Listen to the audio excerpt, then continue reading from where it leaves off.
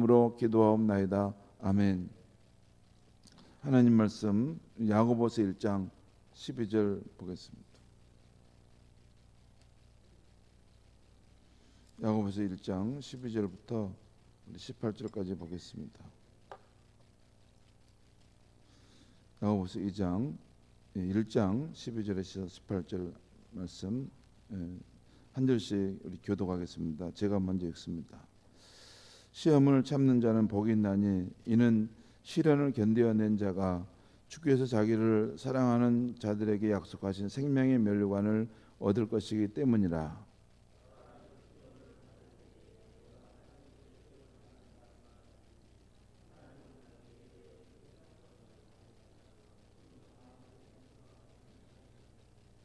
우리 각 사람이 시험을 받는 것은 자기 욕심에 끌려 미혹됨이니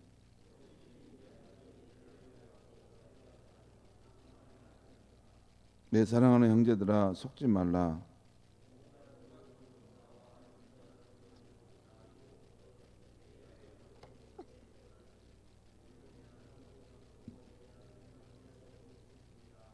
우리 함께 읽겠습니다. 그가 그 피조물 중에 우리로 한 첫 열매가 되게 하시려고 자기의 뜻을 따라 진리의 말씀으로 우리를 낳으셨느니라. 아멘. 오늘 말씀의 제목은 온갖 좋은 선물을 주시는 하나님입니다. 우리가 아는 것도 깨달아 아는 것도 있지만 우리가 저희 깨닫지 못한 것 가운데도 하나님께서 주신 온갖 좋은 선물이 많다는 것입니다. 오늘 아침에 어제 아침에 야고보 사도는 너희가 시험을 당하거든 기쁘게 여기라 하는 말씀을 했습니다. 이때의 시련과 역경, 이 시험은 자신의 잘못이나 죄로 인한 것이 아니라 자신의 인격이나 신앙을 평가, 테스트하기 위해 찾아오는 것이라 했습니다. 그래서 이 시험은 우리를 성숙케 하는 이 과정으로 이끌어가는 거기에 우리는 기쁘게 여겨야 한다는 그런 말씀입니다. 그렇죠. 그러니까 시련과 역경을 당할 때 그래, 성숙한 사람이라면 그래 이런 어려움이 또 오구나. 그러면 또 이것을 통해서 주님이 나를 성장시키겠구나. 그렇게 생각하면 맞습니다. 근데 어린 신자들은 그게 쉽지는 않죠. 근데 힘들어도 그런 마음으로 그것을 맞아들이면 우리가 정말 시험을 통과한 후에 이렇게 무럭무럭 성장하고 도량도 크고 그릇이 큰 사람이 됩니다. 쪼불쪼불한 사람 말고 도량도 크고 사람이 덕이 있고 다른 사람의 이 어려움과 눈물을 헤아릴 줄 아는 깊이 있는 사람이 됩니다. 하나님은 우리가 이렇게 뭐 돈이 좀 많고 호의호식 하는 것보다 그런 하나님의 자녀가 되는 모습을 볼 때 하나님은 흐뭇해 하시죠. 참 귀하구나. 그러려고 내가 너를 낳았는데 갈수록 나를 닮아가는구나. 하나님의 온전하심 같이 더욱 온전해져 가는 것이죠. 그게 하나님이 우리를 향해서 갖는 마음입니다. 그래서 그런 생각을 할 때 시련성 속에서도 우리가 기뻐할 수 있다는 것입니다. 오늘 아침에도 우리가 시험 받는 상황에 대한 말씀이 나와 있어요. 시험 받는 상황, 이 시험이라는 말이 여러 번 나와서 제가 개역개정 성경을 확인해 보니까 시험이라는 단어가 모두 106회가 나옵니다. 그러니까 106번 나온다는 것이죠. 그런데 이 성경에 나온 이 시험이라는 말은 그 문맥에 따라 두 가지 뜻 중에 하나로 쓰인다는 것이에요.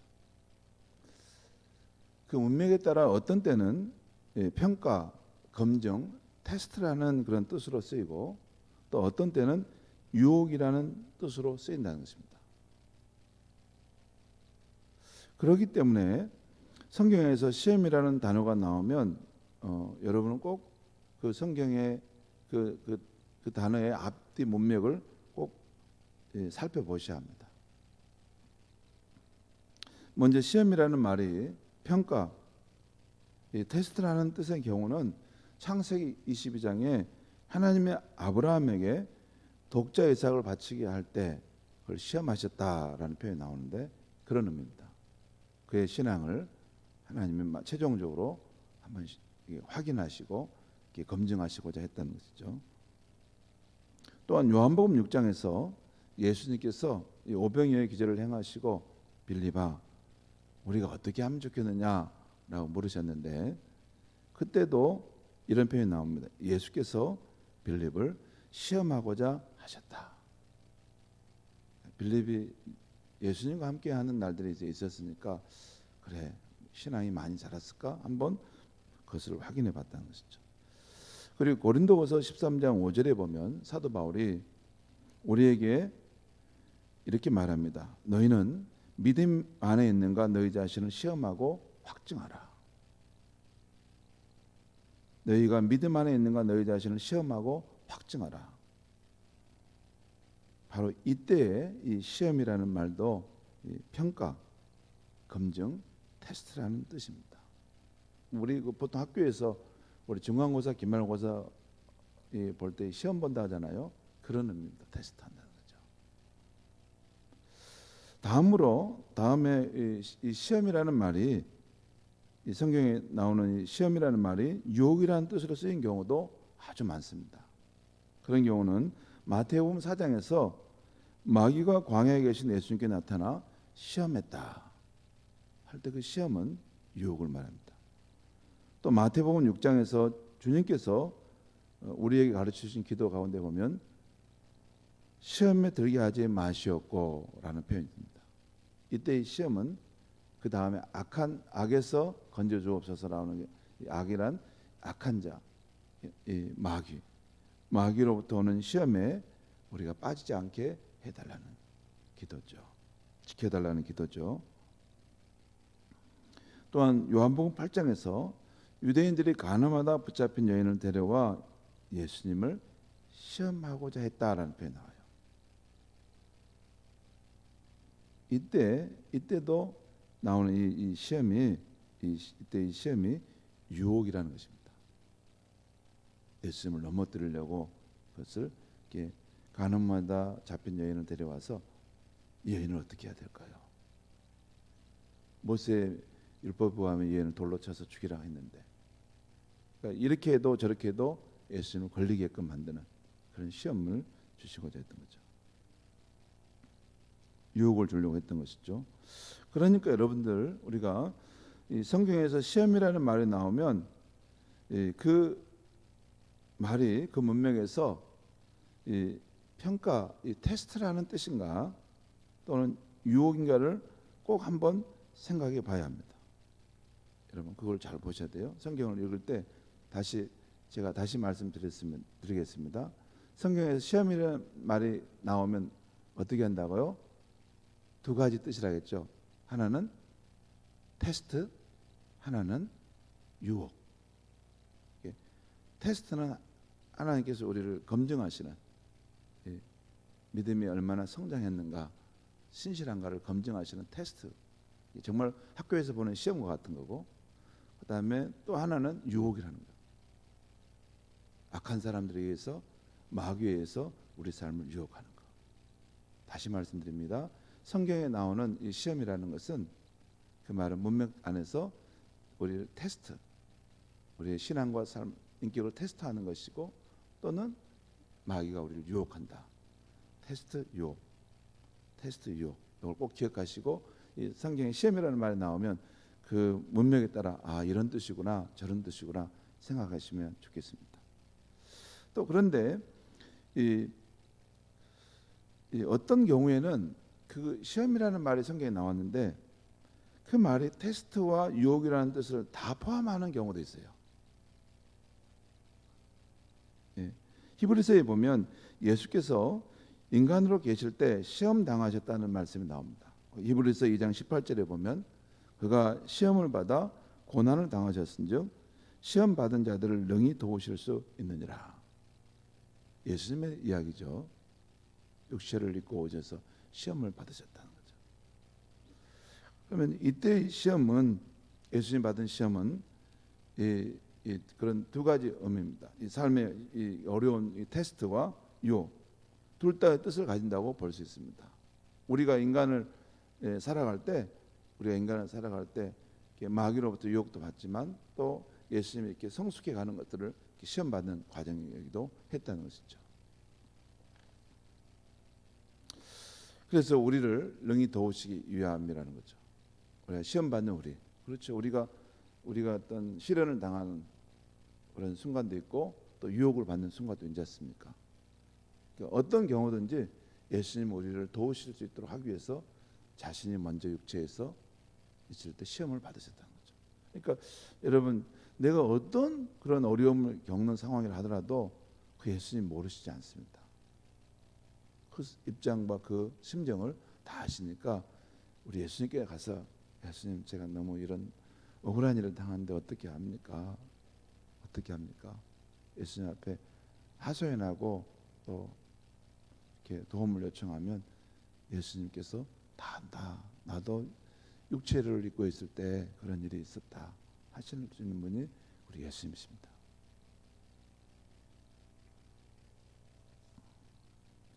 자, 그런데 오늘 아침에 우리가 살펴볼 이 말씀에서도 이 시험이라는 이 단어가 나오는데 이 두 가지 의미로 쓰이고 있어요. 두 가지 의미로. 먼저 이 평가, 이 테스트한다는 의미로 쓰인 것이 있는데 그것은 12절에 나오는 시험이라는 말입니다. 그리고 다음으로 유혹이라는 의미가 또 여기 쓰였는데 그것은 13절, 14절에 나온 이 시험이라는 말입니다. 말은 다 시험이라고 표현했는데 그 뜻은 먼저는 테스트를 말하고 그 다음에 나온 것은 유혹을 말합니다. 자, 그러면 12절 말씀 우리 한번 읽겠습니다. 12절 말씀 우리 같이 한번 읽어볼까요? 시작. 시험을 참는 자는 복이 있나니 이는 시련을 견디어낸 자가 주께서 자기를 사랑하는 자에게 약속하신 생명의 면류관을 얻을 것이기 때문이라. 이때 시험을 참는 자는 복이 있나니 할 때 시험은 테스트를 말합니다. 하나님은 우리의 인격과 신앙의 정도를 이렇게 검증하시고 또 성숙을 하도록 하기 위해서 우리에게 시련과 역경을 때로는 허락하실 때가 있는데 그런 때가 허락하실 때가 있어요. 뭐 하나님 직접 막 주신다는 것보다는 그런 걸 허락할 때가 있어요. 그런데 우리가 그 시련을 잘 인내하게 된다면 복이 있다는 것입니다. 왜냐하면 나중에 주님으로부터 생명의 면류관을 얻을 것이기 때문이라는 것이죠. 이때의 시험은 테스트, 우리의 신앙의 정도를 검증하는 것입니다. 그리고 신앙을 성장하게 하는 것이죠. 자, 그 다음에 다시 13절, 14절 말씀을 우리 함께 읽겠습니다. 13절, 14절 말씀 같이 한번 읽겠습니다. 시작. 사람이 시험을 받을 때 내가 하나님께 시험을 받는다 하지 말지니 하나님은 악에게 시험을 받지도 아니하시고 친히 아무도 시험하지 아니하시느니라. 오직 각 사람이 시험을 받는 것은 자기 욕심에 끌려 미혹되느니. 여기서 이 시험은 유혹이라는 그런 뜻입니다. 유혹. 그러니까 사람이, 이 말씀을 제가 다시 읽어보게요. 사람이 유혹을 받을 때에 내가 하나님께 유혹을 받는다 하지 말지니 하나님은 악에게 유혹을 받지도 아니하고 친히 아무도 유혹하지 아니하느니라. 오직 각 사람이 유혹을 받는 것은 자기 욕심에 끌려 미혹됩니다. 여러분 이해하시죠? 앞에는 테스트, 우리의 신앙을 테스트하는 것이라면, 성장케 하는 거라면, 여기는 마귀가 우리를 유혹하는 그런 것을 말합니다. 자, 이 경우는 마귀가 우리가 마귀의 유혹에 끌려서 미혹받는 것을 말해요. 여기 보면 그 14절 끝에 보면 우리 각 사람이 시험 유혹을 받는 것은 자기 욕심에 끌려 미혹 때문에 욕심이 잉태한즉 죄를 낳고 죄가 장성한즉 사망을 낳느니라. 이게 우리 안에 욕심도 있어요. 그런데 마귀가 그 우리 욕심을 이렇게 흔들어서 막 깨워가지고 그것을 부채질해가지고 우리를 미혹한다는 거예요. 그래서 그 꾀임에 우리가 빠진다는 것입니다. 그 결과가 우리를 위기와 파멸로 빠져들어가게 한다는 것이죠. 그러면 이런 마귀의 유혹에는 어떤 것이 있을까요? 성적인 유혹이 있습니다. 또한 물질의 유혹이 있습니다. 또한 자랑과 명예의 유혹이 있습니다. 그리고 남을 지배하고자 하는 그런 마음, 권력의 유혹이 있습니다. 성적인 유혹은 절제하지 못하고 그 선을 넘는 유혹을 받는 것이죠. 그다음에 물질의 유혹은 부정적인 방법인데, 무리한 방법인데 물질을 취하려고 끌어모으려고 하는 그런 유혹받음이 있습니다. 그리고 자랑과 명예의 유혹은 사람 앞에 자신을 내세우고자 하고 자신이 인정받고자 하는 그런 자랑과 명예의 유혹이 있습니다. 우리 다 있습니다. 그리고 지배와 권력의 유혹은 자기 힘을 과시해서 남을 지배하려고 하고 남에게 영향력을 행사하려고 하는 것입니다. 여러분, 국회의원들만 이렇게 하는 거 아닙니다. 가정에서도 내가 좀 힘이 있다고 그렇게 할 수 있습니다. 자기 남편에 대해서, 또 교회 공동체 안에서도 내가 좀 이렇게 말에 힘이 있다고, 내가 뭔가 이렇게 영향력을 행사할 수 있다고 해서 자기 힘을 과시해서 남을 자기 지배권 아래에 두려고 하는 사람이 있어요. 자기 영향력 아래에 두려고 하는 사람이 있어요. 그런 것은 성도가 갈 길이 아닙니다. 목사도 그러면 안 됩니다. 목사도 사회의 교주는 그 성도들을 자기 지배권 아래에 두려고 하는 사람이 있어요. 여러분, 이번에 보니까 미국에서도 어떤 교주가, 이단 교주가 그 유명한 배우들을 이렇게 자기 성적 노예로 이렇게 해서 그걸 했다는 것이 미국에 이번에 재판을 나오는 걸 뉴스로 제가 봤어요.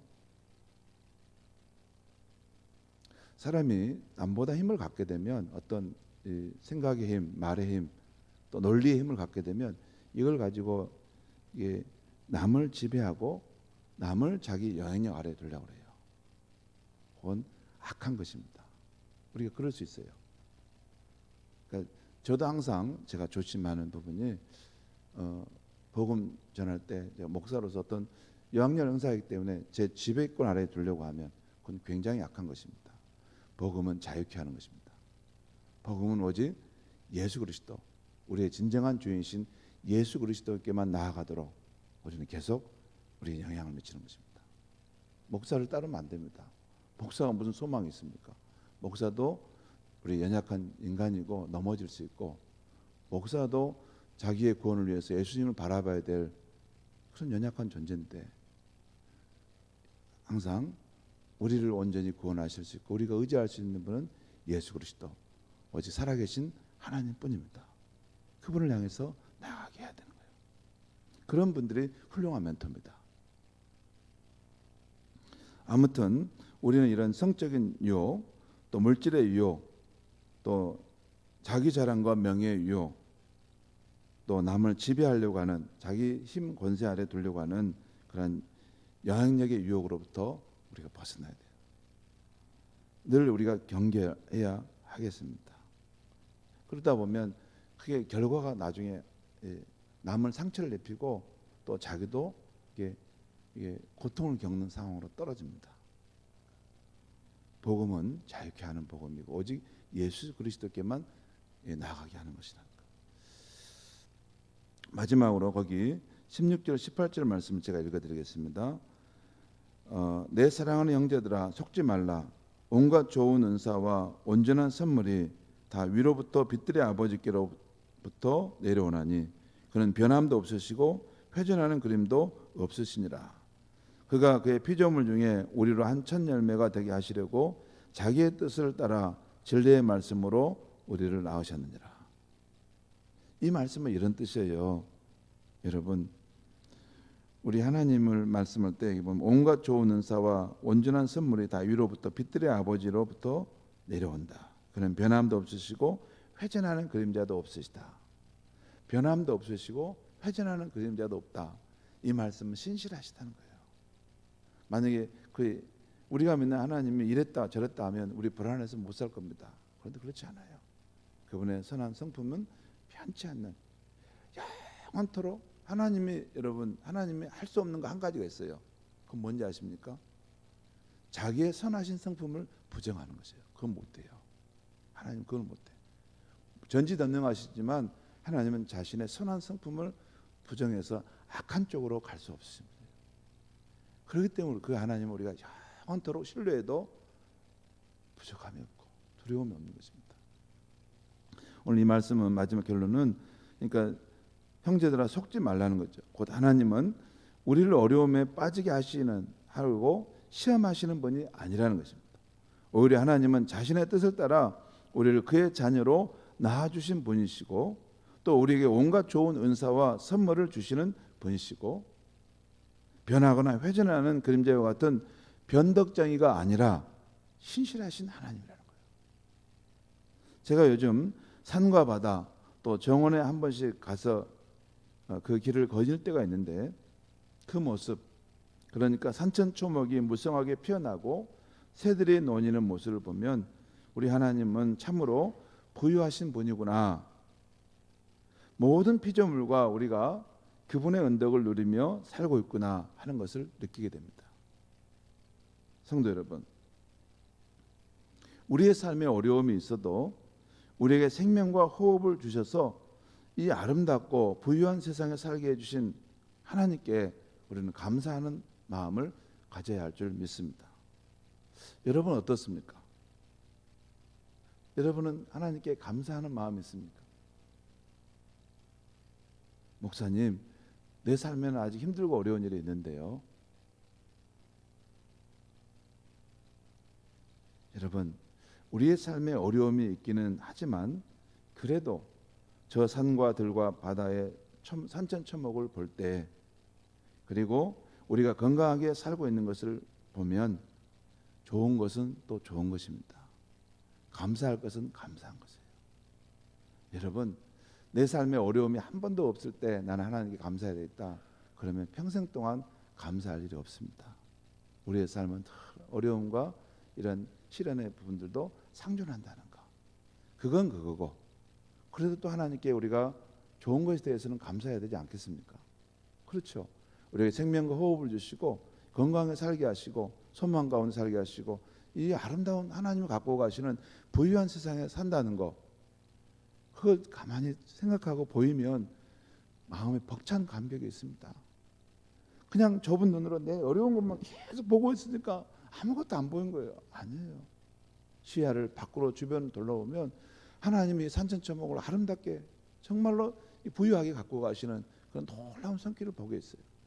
그리고 그 안에서 우리의 인생도 하나님이 그렇게 온갖 좋은 것으로 주시면서 우리를 인도해 가신다는 걸 알 때 그분께 감사하지 않을 수가 없는 것입니다. 기도하겠습니다. 하나님 아버지, 오늘 하루의 삶도 살아갈 때 우리 삶에 어려움도 있지만 그 삶의 어려움과 이런 역경과 안 되는 것만 보고 불평하고 원망하지 않게 하여 주시옵소서. 동시에 우리의 삶에는 하나님께서 우리에게 건강 주시고 또 소망 가운데 살아가게 하는 그러한 좋은 것들도 있습니다. 하나님 우리에게 베푸신 좋은 것들을 산천초목 속에서 우리의 삶 현장에서 그것을 발견할 수 있는 믿음의 눈을 주시옵소서. 그래서 좋은 것은 좋은 것대로 하나님께 감사하고 고마워하고 하나님을 찬양하고 그 하나님께 우리의 신앙을 보여드리면서 살아갈 때 하나님께서 우리의 삶을 옳다 인정하시고 축복할 수 있는 그런 복된 하나님의 자녀들이 되게 하여 주시옵소서. 예수님의 이름으로 기도하옵나이다. 아멘.